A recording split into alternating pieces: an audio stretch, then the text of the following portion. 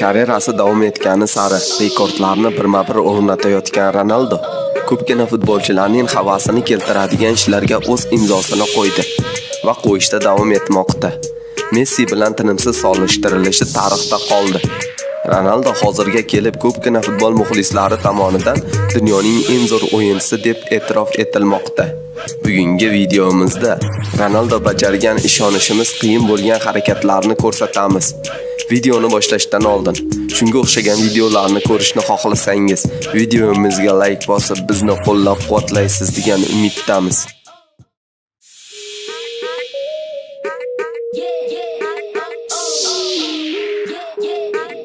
Har qanday futbolchi aldamchi harakatlar qila oladi. Faqat Ronaldoning aldamchi harakatlari hech kimnikiga o'xshamaydi. Uni har soniyada nima qilishini va to'pni qaysi tomonga olishini bilish juda ham qiyin. Himoyachilarning qo'rqinchli tushiga aylangan Ronaldoning ajoyib harakatlari bor. Keling shularni qisqa bir shaklda ko'raylik.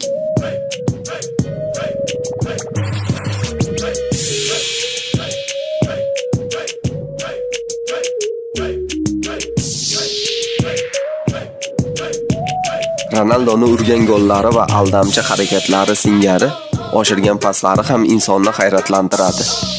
Bergan paslari bilan ko'p futbolchilarning gol urishiga yordam berdi. Ayniqsa o'zining eski klubi Manchester Unitedda Rooney bilan birga ajoyib juftlik edilar. O'sha vaqtlarda Rooneyga bergan bu pasini faqat Ronaldoning o'zi qila oladigan harakati deyishimiz mumkin.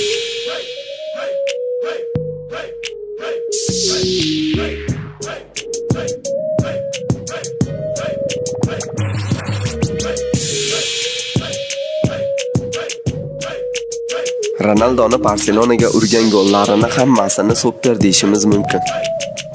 Barselonadek klubga gol urish oson ish emas. Faqat bu Ronaldo uchun unchalik ham qiyin bo'lmagan ishdir. Shu kiritgan gollardan endi diqqatni o'ziga tortadigani o'yinning ikkinchi taymida maydonga chiqib, ishonish qiyin bo'lgan golga imzosini qo'yganidir. O'yin 1-1 ekan hisobni 2-1 ko'rinishiga keltirib, o'yinga o'z tamg'asini qo'ygandi Ronaldo.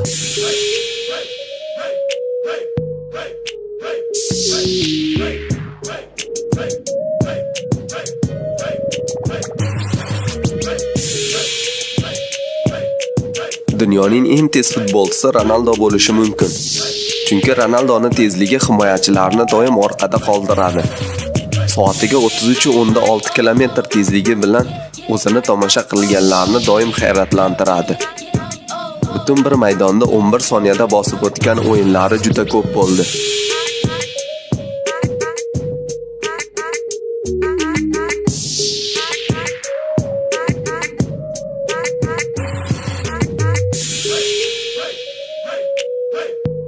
Ronaldoning boshi bilan kiritgan gollarida 3 metr balandlikka chiqqani aytilmoqda. Ronaldoning ashaddiy muxlislari bo'lsa, uni o'zga sayyoralik deb atashmoqda. Chunki normal bir insonni bu qadar balandlikka sakray olishi oson ish emas. Ronaldo Walesga qarshi o'yinda 76 sm balandlikka chiqdi va havoda 0.85 soniya tura oldi. Portugaliyalik yulduz dunyoning eng balandga sakragan va havoda eng ko'p tura olgan futbolchisi bo'lib turibdi. Ronaldo laboratoriya tekshiruvlarida 86 sm gacha sakray olgan. Shu sabab buni qanday qilayotganidan olimlar ham hayratda.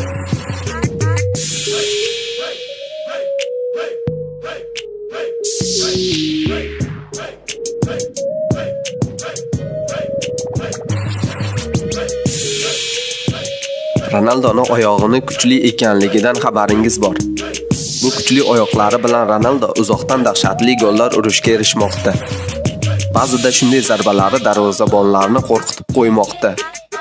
Ronaldoning zarba kuchi soatiga 198 km tezlikdan oshib ketmoqda. Urgan gollariga e'tibor bersangiz faqat mazza qilasiz xolos.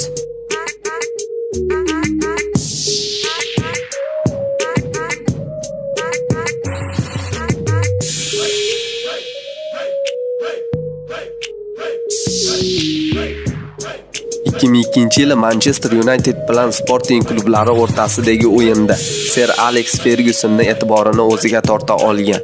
Keyingi yili bo'lsa Manchester Unitedga transfer bo'lgan Cristiano Ronaldo debyut o'yinida Bolton Wanderers klubiga qarshi o'yinda maydonga chiqqandi.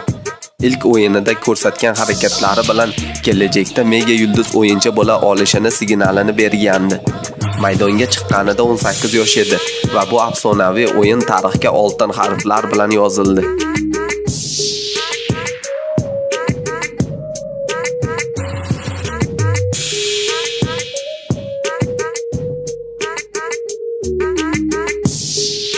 Angliya chempionatining eng chiroyli jarima zarbasi. Sir Alex Ferguson Ronaldoni jarima zarbasidan urgan ilk golini shunday nomlagandi. Keyinchalik Ronaldo behisob shunday gollarni urdi va o'z muxlislarini qalbiga shu gollari bilan mustahkam o'rnashib oldi.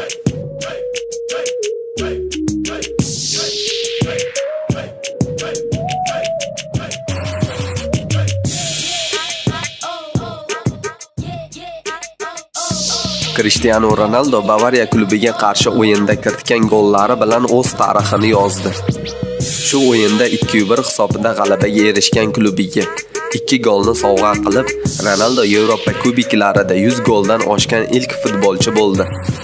Ronaldo Yevropa kubiklarida 98 golini Chempionlar Ligasida, ikkitasini bo'lsa UEFA Super Kubigi o'yinida qayd etgan. Karyerasi bo'yicha qilgan hat-triklari 40 dan oshiq.